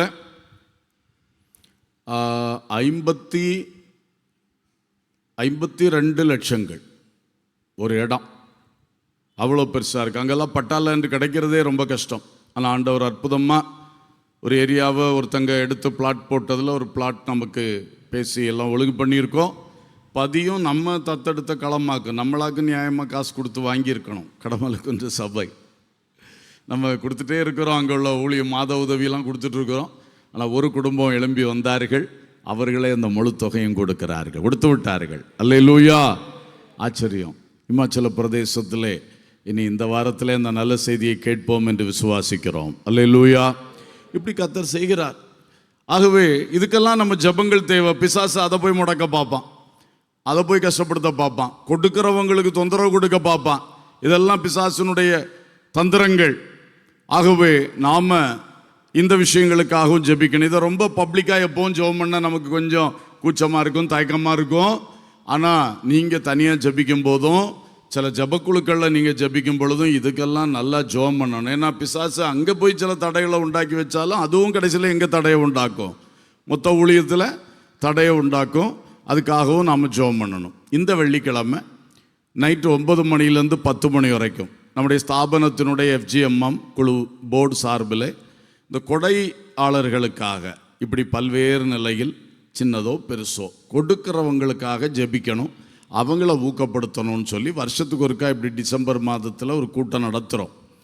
அந்த கூட்டம் ஆன்லைனில் வருகிற வெள்ளிக்கிழமை இரவு 9லேருந்து 10 வரை நடக்குது. நம்ம வாட்ஸ்அப் குரூப்ஸில் அந்த லிங்க் வரும். நீங்கள் ஜாயின் பண்ண அன்போடு நினைப்பூட்டுகிறேன். அப்புறம் அடுத்ததாக நீங்கள் ஜெபிக்க வேண்டிய முக்கிய விஷயம், இந்த ஊழியத்தை முன்னின்று நடத்துகிற தலைவர்களுக்காகவும் அமைப்புகளுக்காகவும் உங்கள் ஜெபங்கள் ரொம்ப தேவை. இதெல்லாம் இன்றைக்கு நடக்குதுன்னா கர்த்தர் சில தலைவர்களை ஏற்படுத்தி அவர்களோடு சில குழுக்களை சில அமைப்புகளை ஏற்படுத்தி தான் இதை திட்டமிட்டு முன்னெடுத்து செல்ல வழிநடத்தி கொண்டிருக்கிறார். அங்கே சுணக்கம் ஏற்பட்டால் அந்த தலைவரில் ஒருவர் சோர்ந்து போனார் என்றால் பாதிப்பு உண்டாகும். அந்த கமிட்டி அல்லது அந்த அமைப்பு செயல்பாட்டில் குறைவுபட்டுச்சுன்னா பாதிப்பு உண்டாகும். அப்போ அதுக்காகவும் ஜெபம் பண்ணணும். இப்போ நமக்கு இந்த ஊழியங்களை வழிநடத்துறதுக்கு ஒரு தலைவரை வச்சிருக்கிறார் ஸ்தாபனத்துக்கு. அந்த தலைவரை எப்படியாவது முடக்கலாமான்னு சாத்தான் முயற்சி எடுக்கிறான். அப்போ நம்ம எல்லாருக்கும் ஒரு பொறுப்பு இருக்கிறது. இதெல்லாம் முன்னின்று வழிநடத்துகிற அந்த ஸ்தாபன தலைவருக்காக என்ன செய்ய வேண்டும்? எப்பொழுதும் ஒன்று பொறுப்பாக கருத்தாக ஜெபிக்கணும். அவரோடு கூட நின்று செய்கிற தேசிய செயற்குழு இருக்கிறது. இந்த தேசிய செயற்குழுவில் ஆலோசித்து தான் எல்லா முக்கிய முடிவுகள் எடுத்து அதோடைய தீர்மானங்கள் தான் இந்த ஊழியங்கள் முழுசும் காரியங்கள் நடக்கிறது. அப்போ அந்த தீர்மானங்கள் சரியானதாக இருக்கணும். அது கரெக்டாக காலகாலத்தில் ஏற்படுத்தப்பட்டு அது வந்துக்கிட்டே இருக்கணும். அது தேவனிடத்திலிருந்து வருகிறதா இருக்கணும். இதுக்கெல்லாம் நம்ம ஜெபங்கள் தேவை. அல்லேலூயா. அடுத்தது பார்த்தீங்கன்னா அந்த அமைப்புக்கு அடுத்தது டிஸ்ட்ரிக்ட் என்கிற அமைப்பு வச்சுருக்கோம். அடுத்தது சர்க்கிள்ஸ்னு வச்சுருக்கோம். மிஷினரி ஊழியத்தை பொறுத்த மட்டும் பிலிபித் டிஸ்ட்ரிக்ட், அந்த டிஸ்ட்ரிக்ட்டு கீழே தான் அவ்வளவு மிஷினரி ஊழியத்தை வச்சுருக்கிறோம். அப்போ அங்கே ஒரு டிஸ்ட்ரிக்ட் பாஸ்டர் இருக்கிறார், பாஸ்டர் பிரபாகரன். அவர் அதில் முக்கியமானவர். அவருக்கு ஒரு டிஸ்ட்ரிக்ட் குழு இருக்குது, கமிட்டி. அவங்க ஆலோசிக்கிறாங்க. அவங்களுக்கு கொடுக்கப்பட்ட சில காரியங்கள் கமிட்டி, தேசிய செயற்குழு முக்கிய விஷயங்களை முடிவெடுக்கும். அதுக்கு அடுத்த கட்ட காரியங்கள் அங்கே உள்ள இதுகளை அவங்க ஆலோசிப்பாங்க. ஆலோசித்து அவங்களுக்கு செயல்படுத்தப்பட கொடுத்துருக்கிற உரிமையின்படி செயல்படுத்துவார்கள். மற்றதை இங்கே கமிட்டி மேலே கமிட்டிக்கு தெரிவித்து அனுமதி பெற்று செய்வார்கள். அப்படியும் நடக்கும். அது கரெக்டாக செயல்பட்டு இருக்கணும். அப்போ தான் அந்த ஊழியங்கள் நல்லா நடக்கும். இப்பொழுது வட இந்தியாவில் இருக்கக்கூடிய ஊழியங்களை 8 சர்க்கிள்ஸாக வச்சுருக்கோம். 8 சர்க்கிள் பாஸ்டர்ஸ். போன வருஷம் வரைக்கும் 7 இருந்தது. இப்போ பீசல்பூரை புதிதாக ஒரு சர்க்கிளாக பண்ணியிருக்கோம். பாஸ்டர் யஷ்பால் சிங் என்கிற மத்திய அவரை ஒரு சர்க்கிள் பாஸ்டராக ஏற்படுத்தியிருக்கோம். அவர் நம்முடைய ஆரம்பகால மிஷினரி பாஸ்டர் மைக்கேலுடைய மகன். முதல் வட இந்திய மிஷினரியாக நம்மகிட்ட ஜாயின் பண்ணது பாஸ்டர் மைக்கேல் குடும்பம், பஞ்சாபிகாரர்கள். அவருடைய மகன்தான் யஷ்பால் சிங் என்கிற மத்தி. அவர் இன்றைக்கு இந்த அளவுக்கு உருவாகி வந்திருப்பது மிகுந்த மகிழ்ச்சி. 8 சர்க்கிள்ஸ். அந்த 8 சர்க்கிள் பாஸ்டர்ஸ்க்காக நம்ம சோத்திரம் பண்ணணும், ஜெபிக்கணும். அவங்க தான் அந்த கீழ் லெவலில் அந்த சபைகளை செயல்படுத்துகிறவங்க. அவங்களுக்கு ஒரு சர்க்கிள் கமிட்டி கொடுத்துருக்கோம். அப்போ இந்த அமைப்புகள் நல்ல முறையில் இயங்கினால்தான் ஊழியங்கள் எல்லாம் நடக்கும். வெறும் மேலே கமிட்டி மட்டும் இருந்து செயல்படுத்த முடியாது. அங்கேருந்து வர்றது ஒவ்வொரு கமிட்டி வழியாக கீழே இறங்கி அவரவருடைய கட்டத்தில் அந்த செயல்பாடுகள் கரெக்டாக முன்னெடுக்கப்பட்டுச்சுன்னா ஊழியம் இன்னும் மேன்மையாக இருக்கும். அல்லேலூயா. ஊழியத்துடைய பெருக்கமும் வளர்ச்சியும் மேன்மையாக இருக்கும். தரம், குவாலிட்டி, குவான்டிட்டி மட்டும் இல்லை, நம்ம குவாலிட்டியும் கான்சன்ட்ரேட் பண்ணுறோம். தரமும் நல்லா வரணும்னா இதெல்லாம் சரியாக செயல்படணும். இனி இதோடு கூட நின்று செயல்படுறது FGMM, full gospel missionary ministries board. ஸ்தாபனத்துக்கு ஒரு 7 பேர் அடங்கின குழு வச்சுருக்கோம். அது கீழே டிஸ்ட்ரிக்ட் கோஆர்டினேட்டர்ஸ், அது கீழே சர்க்கிள் கோஆர்டினேட்டர்ஸ் இருக்கிறாங்க, சர்க்கிள் லீடர்ஸ். இவங்கெல்லாம் இந்த பின்னணியாக ஜெபத்தை உருவாக்குறது, மிஷினரிகளை உருவாக்குறது, இதை இங்கே செஞ்சுட்டே இருக்கிறோமே. இந்த அமைப்பு நல்லா செயல்பட்டால் தான் இதுக்கு சப்ளை எல்லாம் கரெக்டாக கிடச்சிக்கிட்டே இருக்கும். அல்லேலூயா. அதில் நம்ம சபைக்கு கடமலுக்குண்டுக்குன்னு ஒரு 7 பேர் அடங்கின ஒரு டீமை வச்சுருக்கோம். இந்த டீம் நல்லா செயல்பட்டால் தான் இந்த சபையில் வளர்ச்சி உண்டாகும். அப்போ இந்த ஊழியத்துக்கு, இந்த குழுவுக்காகவும் ஜெபிக்கணும். அந்தந்த குழுவினர் பிளான் பண்ணி நேரத்தை ஒதுக்கி திட்டமிட்டு நல்லா நீங்கள் செயல்படணும். அப்பொழுதுதான் இந்த ஊழியங்கள் செழிக்கும், மேன்மை அடையும். அல்லேலூயா. ஸ்தோத்திர. கடைசியாக ஒன்று சொல்லி முடிக்கிறேன். கடைசியாக பிரச்சனைகளுக்காக ஜெபிக்கிறது. அது வழக்கமாக நம்ம அதிகமாக செஞ்சிட்ருக்கிறோம். அங்கே நடக்கிற எந்த ஒரு கஷ்டமானாலும் ஜெப குறிப்புகளாக வருகிறது. அதை புல்லட்டின் வழியாக, தரிசனம் பத்திரிகை வழியாக, வாட்ஸ்அப் வழியாக உங்களுக்கு வெளியிட்டு கொண்டே இருக்கிறோம். நீங்கள் அதற்காக ஜெபிக்கிற ஜெபங்கள் மிகவும் பிரயோஜனமாக இருக்குது. மிஷனரிகள் சந்திக்கிற பிரச்சனைகள் இருக்குது. அவங்களுக்கு வியாதி, அவங்களுக்கு மிரட்டல், அவங்களுக்கு பல கஷ்டங்கள், அதுக்காக ஜெபம் பண்ணுறோம். அடுத்து விசுவாசிகள் சந்திக்கிற பிரச்சனை, இந்த விசுவாசிக்கு சோம் இல்லை, அவங்களுக்கு பிசாசு போராட்டம், அப்படியெல்லாம் ஜெப குறிப்பு வருது. அந்த பிரச்சனைகளுக்காக ஜெபம் பண்ணுறோம். ஊழியம் சந்திக்கிற பிரச்சனைகள், எதிர்ப்புகள், போராட்டங்கள் ஊழியத்தில் வரும்போது அதையும் நமக்கு தெரிவிக்கிறாங்க. ஊழிய பிரச்சனைகளுக்காகவும் நாம் ஜெபிக்கிறோம்.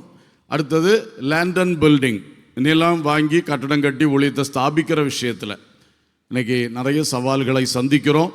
கேஸுகள் ஆகியிருக்கிறது. கிருதியில் மட்டும் 3 கேஸுகள். அந்தேஷ் நகர் சபையை திறந்து நடத்த விடலை, அங்கே கேஸ் ஓடிட்டுருக்கு. ஆனால் இப்போ கொஞ்சம் ஒளிச்சு நடத்த ஆரம்பிச்சிருக்கு. அல்லேலூயா. அது நீ பகிரங்கமாக நடத்துக்குள்ள வாய்ப்பு வரணும். நக்கா சபை நடந்து கொண்டிருந்ததை பூட்டி போட்டிருக்காங்க. கடந்த நாட்களில் சிங்களால் பாஸ்டர் போய் அதை சுத்தம் பண்ணலான்னு போகும்போது அதுக்குள்ளே போலீஸை கூட்டிகிட்டு வந்துட்டான். சுத்தம் பண்ண கூட அவ்வளோ பாடுபட வேண்டியிருக்கு. நம்ம ப்ராப்பர்ட்டியை, கட்டடத்தை பூட்டி கிடக்கு. நியூரியா ஆரம்ப களங்களில் வந்து அந்த சர்ச்சு இன்றைக்கும் கிட்டத்தட்ட 1 வருஷத்துக்கு மேலே பூட்டி கிடக்கு. சங்கடமாக இருக்குது. இப்படியெல்லாம் இருக்குது கட்டடங்களுடைய நிலைமை. பரைலி நிலம் வாங்கினதில் கட்ட விடாமல் அந்த நிலத்தை எப்படியாவது மாற்றி வாங்கலாமான்னு முயற்சிக்கிறோம், அதுவும் வாய்க்காமல் இருக்குது. காஸ்கஞ்சில் இதை மாதிரி வாங்கினது சரியான பூமி இல்லை, அதுக்காக பிரச்சனை. இப்படி நிறைய பிரச்சனைகளை சந்திக்கிறோம். ஸ்தோத்திரம். நாம் ஜெபிக்கிற ஜெபத்தினால கர்த்தர் ஒவ்வொன்றாய் கட்டுகளை அவிழ்க்கிறார். அல்லேலூயா. அதே மாதிரி தேசத்தின் சட்டங்கள், புதிய புதிய அரசாணைகள், இதெல்லாம் வர வர மிஷனரி ஊழியத்தை பாதிக்குது. தேசத்தின் நிலவரங்கள், அதுக்காக ஸ்பெஷலாக ஜெபிக்கிறதுக்கு நம்ம ப்ரேயர் போர்டை வச்சுருக்கோம். இருந்தாலும் மிஷனரிகளை பாதிக்கிற காரியங்களுக்காக மிஷனரி குழுவிலும் நம்ம என்ன பண்ணிட்டு வரோம், ஜெபம் பண்ணிட்டு வர்றோம். இதுதான் பிரச்சனைகள்.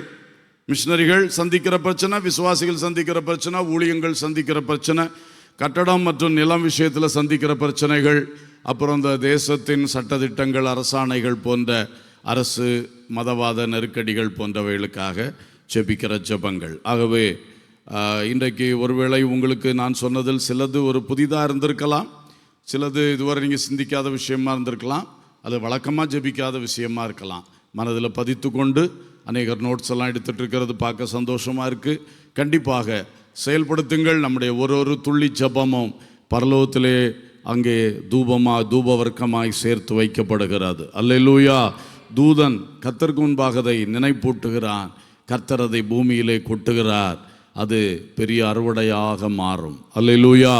எல்லாரும் கண்களை மூடி கர்த்தரை நாம் நோக்கி பார்ப்போம். முடிந்தால் எழுந்து நின்று கர்த்தரை நாம் நோக்கி பார்ப்போம். நம்முடைய ஜெபங்கள் நிச்சயம் ஆசீர்வாதம். இன்னும் ஜெபிக்கணுமே, இன்னும் பாரம் தரணுமே, இந்த பொறுப்பை நான் இன்னும் உணர்ந்து செயல்படணுமேன்னு சொல்லி கர்த்தர்கிட்ட உள்ளம் தரப்போம். எல்லாரும் உள்ளம் தரப்போம். எழுப்பி நிற்க முடியாதவங்களை நான் கட்டாயப்படுத்தலை. உட்காந்து ஜெபிங்க. எல்லாரும் கண்களை மூடுங்க. இது சின்ன பிள்ளை பாடம், என்னைக்கும் சொல்ல வேண்டியிருக்கு, கண்ணை மூடுங்கன்னு. ஜெபம்னா கண்ணை மூடி தானே ஜெபிக்கிறது. எல்லாருமே கண்ணை மூடுவோம், இருதயத்தை திறப்போம், உதட்டை திறந்து ஸ்தோத்திரங்களை உடனே ஆரம்பிச்சிடலாமே. Amen. Hallelujah, hallelujah. Praise the Lord, praise the Lord. கர்த்தரை நாம் ஸ்தோத்தரிப்போம். நமக்கு இப்படி ஒரு பொறுப்பை தந்தாரே, கர்த்தருக்கு ஸ்தோத்திரம் சொல்லுங்க. நமக்கு பல கஷ்டங்கள் உண்டு. சரீர கஷ்டம் உண்டு, குடும்ப பாரம் உண்டு, வேலை தொழில் நெருக்கங்கள் நமக்கு உண்டு, பல நெருக்கம் உண்டு. அதுவும் இதை பொறுப்பெடுக்கும் போது பிசாசனுடைய எரிச்சலும் உண்டு, கண்டிப்பாக உண்டு. அதெல்லாவற்றின் மத்தியிலும் நமக்கு நம்மை உண்மை உள்ளவள் என்று எண்ணி கர்த்தர் இப்படி ஒரு ஜெப ஊழியத்தை நம்ம கரத்தில் தந்தாரே, அதை நினச்சி சந்தோஷமாக மனமகிழ்ந்து ஸ்தோத்திரங்களை ஏறெடுப்பீர்களா? ஆமேன். அது பல கட்டுகளை அவிழ்த்து விடும் பாருங்க. மன மகிழ்ச்சி நல்ல ஔஷதம், நல்ல மருந்து. அது இந்த மாதிரி சில முறுமுறுப்பு கட்டுகள், பல கட்டுகளை ஒட்டைத்து தள்ளக்கூடிய பவர்ஃபுல் மெடிசின் ஆகும் மன மகிழ்ச்சி. ஆமென். ஹல்லேலூயா. ஸ்தோத்திரம், ஸ்தோத்திரம், ஸ்தோத்திரம், ஸ்தோத்திரம். தகப்பனே உமக்கு ஸ்தோத்திரம். ஹல்லேலூயா. என் ஜெபக்குழுவுக்காக நான் ஜெபிக்கிறேன் என்று ஒரு வார்த்தை ஜெபம் பண்ணுங்க. நீங்க நடத்துகிற ஜெபக்குழு அல்லது ஜெபக்குழுக்கள், நீங்க ஜெபிக்கிற ஜெப நேரம். ஹல்லேலூயா. ஆண்டவரே, அதை இன்னும் தரம் ஏற்றி தாங்கப்பா. இன்னும் ஆட்களை பெருக பண்ணுங்க. ஜெபத்தினுடைய அந்த ஊக்கத்தை இன்னும் பெருக பண்ணுங்க. இன்னும் கான்சென்ட்ரேட் பண்ணி ஜெபிக்க எனக்கு கிருபை தாங்கப்பா. ஸ்தோத்திரம், ஸ்தோத்திரம். ஜெபத்தை நடத்துறதுல இன்னும் எனக்கு கிருபையை தாங்க. அந்த ஜெப குறிப்பை மக்களுக்கு எடுத்து சொல்லுகிறதுல கிருபையை தாங்க. மக்களுக்குள்ள அந்த பாரத்தை ஊட்டுகிற கிருபையை தாங்க. நான் ஜெபிக்கும் பொழுது, ஜெபம் நடத்தும் பொழுது சொல்லுகிற வார்த்தைகள் ஆவியானவர் எனக்கு தாரும். ஹல்லேலூயா, ஹல்லேலூயா. அந்த வட இந்தியாவிலிருந்து வரக்கூடிய செய்தியை சரியா புரிந்து கொள்ள எனக்கு கிருபை தாங்கப்பா. சோத்திரம், சோத்திரம், சோத்திரம், சோத்திரம். அங்குள்ள ஊழியங்கள் ஊழியக்காரர்கள் எல்லாம் எனக்கு ஒரு படமாக மனசில் பதியட்டும் ஆண்டவரே. அந்த பெயர்கள் கூட நினைவா நிக்கட்டப்பா. ஸ்தோத்திரம் ஸ்தோத்திரம் ஸ்தோத்திரம். ஹல்லேலூயா. என்னிடத்திலே ஜெபக்குழுவிலே வருகின்றவர்கள் நல்லா இருக்கணும், சந்தோஷமா இருக்கணும், தொடர்ந்து ஜெபத்துக்கு உற்சாகமாக ஓடி ஓடி வரணும். அந்த ஜெப ஆவி, அந்த மிஷனரி தரிசனம் பெருகிட்டே வரணும், குறைஞ்சு போயிடக்கூடாது. ஆமென். ஹல்லேலூயா ஹல்லேலூயா. இதெல்லாம் பொறுப்படுத்து இவைகளுக்காக ஜெபிக்கவும் ஆலோசனை கொடுக்க, தனிப்பட்ட முறையில் பேச, உற்சாகப்படுத்த கிருபை தாங்க, கிருபை தாங்க, கிருபை தாங்க. என்னிடத்தில் ஜெபிக்க வருகிறவர்களையும் அவர்களிடத்தில் சில கிருபைகள் இருந்தால் அவங்களுக்கும் கொஞ்சம் நேரத்தை ஜெப நடத்த கொடுத்து அவங்களை வளர்த்தணும் வளர்த்தணும் வளர்த்தணும். நாளைக்கு அவங்களும் ஜெபக்குழு தலைவர்களாக எழுப்ப நான் அந்த ஊழியத்தை செய்யணும். ஆமென். ஹல்லேலூயா. ஸ்தோத்திரம். வாலிபர்களை எப்படியாவது இந்த ஊழியத்திலே கொண்டு வரணுமே தகப்பனே. அந்த சவுலை பர்னபா எவ்வளவு என்கரேஜ் பண்ணி கொண்டு வந்தாரப்பா. ஆண்டவரே, அந்த கிருபை எங்களுக்கும் தாங்கப்பா, எங்களுக்கும் தாங்கப்பா. ஹல்லேலூயா ஹல்லேலூயா ஹல்லேலூயா. ஸ்தோத்திரம். அந்திரேயா இயேசுவை பார்த்த உடனே பேதுருட்ட சொல்லலாம், மேசியாவை கண்டோம். உடனே சகோதரன்ட்ட வந்து சொல்லலாம். பிலிப்பு இயேசுவை கண்ட உடனே வந்து நாத்தான்வேல்ட்ட சொல்லலாம், மேசியாவை கண்டோம். ஹல்லேலூயா. அவங்க உடனே ஷேர் பண்ணுறாங்க, உடனே மற்றவங்களை எழுப்புகிறாங்க. அந்த கிருபை எங்களுக்கு இறங்கட்டும், எங்களுக்கு இறங்கட்டும். க்ளோரி. ஹல்லேலூயா ஹல்லேலூயா ஹல்லேலூயா. மிஷனரிகளை எழுப்புகிற காரியத்துக்கு அதிகமாக ஜெபிக்க எங்களுக்கு உதவி செய்யுங்க. பயிற்சி ஸ்தலங்கள் பெருகணும்னு ஜெபிக்கிற கிருபையை தாங்க. களங்கள் ஆயத்தமாகணும்னு ஜெபிக்கிற கிருபையை தாங்க. அறுவடை பெருகணும்னு ஜெபிக்கிற கிருபையை தாங்க. ஜெபக்குழுக்கள், ஜெப வீரர்கள், ஜெப பங்காளர்கள் எழும்பணும்னு பெருகணும்னு ஜெபிக்கிற அந்த கிருபைகளை தாங்க. கொடை வீரர்கள் எழும்புகிற அந்த ஜெபத்தை ஜெபிக்க கிருபை தாங்க. இந்த ஊழியத்தை நடத்துகிற பல்வேறு அமைப்புகளுக்காக, தலைவர்களுக்காக ஸ்தோத்திரம் பண்ணி ஜெபிக்க கிருபை தாங்க. சந்திக்கிற நடைமுறை பிரச்சனைகள், அனுதின பிரச்சனைகள், ஒவ்வொரு காலகட்டத்து பிரச்சனைகளுக்காக மிஷனரிகள் சந்திக்கிற பிரச்சனை, விசுவாசிகள் சந்திக்கிற பிரச்சனை, ஊழியங்கள் சந்திக்கிற பிரச்சனை, இடங்கள் கட்டடங்கள் காரியத்தில் வரக்கூடிய பிரச்சனை, தேசத்தின் சட்டங்கள், அரசாணைகள் மற்றும் மதவாத அமைப்புகளின் காரியங்கள் போன்ற பிரச்சனைகள் எல்லாவற்றுக்காக ஜெபிக்க ஜெபிக்க ஜெபிக்க ஜெபம் ஸ்பான்டேனியஸாக எங்களுக்குள்ளே புறப்பட கிருபை ஊற்றும், கிருபை ஊற்றும், கிருபை ஊற்றும். வலது கரத்தை உயர்த்தி ஜெபிப்போம். கடமலை குன்று சபையிலிருந்து மிஷனரிகளை அதிகமாக எழுப்பணுமே தகப்பனே. கடமலை குன்று சபையில் இந்த ஜெபக்குழுக்களுடைய எண்ணிக்கை 100 தாண்டணுமே தகப்பனே. கடமலை குன்று சபையிலிருந்து ஆண்களும் பெண்களுமான மிஷனரிகள் புறப்படணுமே தகப்பனே. Glory glory glory glory glory glory. Hallelujah hallelujah hallelujah hallelujah. சோத்திரம் சோத்திரம் சோத்திரம்.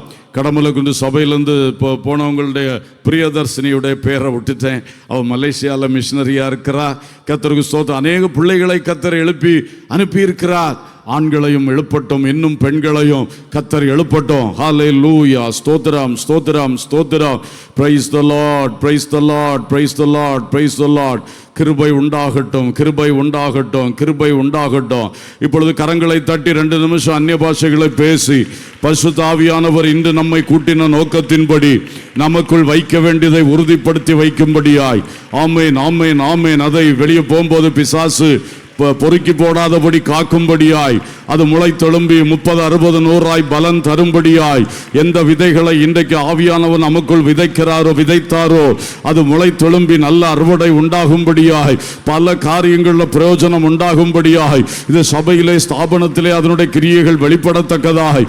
உலப கதுர பலபரப ஷலபதுர ஹதரப கபலப ஷலபதுரியா ரிவிரி விரிவி கமனமதுல ஹந்துர வௌதுரபி ஷலபதுரப துரபலப கபலப ஷலபதுரியா. ஹல்லேலூயா ஹல்லேலூயா ஹல்லேலூயா. உலபர பலபரப ஷலபது ரபத ரகரப சந்தல துரப ஷலபதுரியா ரிவிரி விரிவி கமனா சகரா துனா சந்துலா ரியாலப ஷலபா. இந்த தலைவர்கள் கூடுகை ஒரு பெரிய ஆசீர்வாதத்தை வரும் நாட்களில் கொண்டு வரணுமே. பரிசுத்த ஆவியானவர் எங்களை கரத்தில் எடுக்கணுமே, எங்களுக்குள் கிரியை செய்யணுமே. இந்த தலைவர்களுடைய எண்ணிக்கையை இன்னும் பெருக பண்ணணுமே. வாலிப பிள்ளைகள், வாலிப பையன்மாரை இப்படிப்பட்ட தலைமைத்துவங்களிலும் கர்த்தர் எழுப்பி தரணுமே. Glory glory glory glory glory. Hallelujah. ஸ்தாபனம் முழுசும் பெரிய கிரியை உண்டாகட்டும். உண்டாகணுமே. Glory glory glory. இந்த சபை எப்பொழுதும் இதற்கு முன்மாதிரியாக நிற்கணுமே தகப்பனே. Glory glory glory. ஹல்லேலூயா. அந்த 7 பேர் கொண்ட குழுவில் கர்த்தருடைய கிரியை பலமாய் விளங்கணுமே, பலமாய் விளங்கணுமே, பலமாய் விளங்கணுமே. 7 பேரும் இன்னும் அதிகமாய் செயல்படுவதற்கு கிருபையும் சுகமும் பலனும் ஆமையும் உற்சாக ஆவியும் தந்து வழி நடத்தணுமே, வழி நடத்தணுமே. இயேசுவே, ஜபக்குழு தலைவர்கள் தலைவிகள் ஒவ்வொருவரையும் ஆசீர்வதித்து அவர்களை பயன்படுத்தணுமே. அவருடைய குடும்பங்கள், அவருடைய தொழில்கள், வேலைகள், காரியங்கள் எல்லாவற்றிலும் ஜெயம் தரணுமே அப்பா. எல்லா ஜப வீரர்களுக்காக ஜெபிக்கிறோம், தனிநபர் ஜப பங்காளர்களுக்காக ஜெபிக்கிறோம். எல்லார் மேலும் கிருபை ஊற்றும், கிருபை ஊற்றும், கிருபை ஊற்றும். அல்லேலூயா. கர்த்தர் பெரிய காரியங்களை செய்யும்படியாய் வேண்டிக் கொள்ளுகிறோம். உங்க நல்ல கரத்தில் ஒப்பு கொடுக்கிறோம். அப்பா பிதாவே, இன்றைய கூட்டத்தை மிகவும் பிரயோஜனமாக்கி தாரும். இந்த ஆலோசனைகள் எங்களுக்கு எங்கள் மூலம் நீங்கள் செயல்படுத்த வேண்டும், அதற்காக அர்ப்பணித்து நிற்கிறோம், ஆசைப்படுகிறோம். ஆண்டவரே, நினைப்பூட்டுங்க. அதுக்கான நேரங்களை கரெக்டாக ஒதுக்கி அந்தந்த நேரத்தில் அந்த முயற்சிகளை எடுக்க எங்களுக்கு வாய்ப்பு தாங்க. எங்களை உணர்த்தி நடத்துங்கப்பா. நிச்சயமாய் பயன்படுத்துங்க ராஜா. ஆசீர்வதிங்க. வந்த ஒவ்வொருவருக்கும் புதிய கிருபை கொடுங்க. துதி கனம் மகிமை உமக்கே நாங்கள் ஏறெடுக்கிறோம். இயேசுவின் நாமத்தில் கேட்கிறோம் ஜீவனுள்ள பிதாவே, ஆமேன்.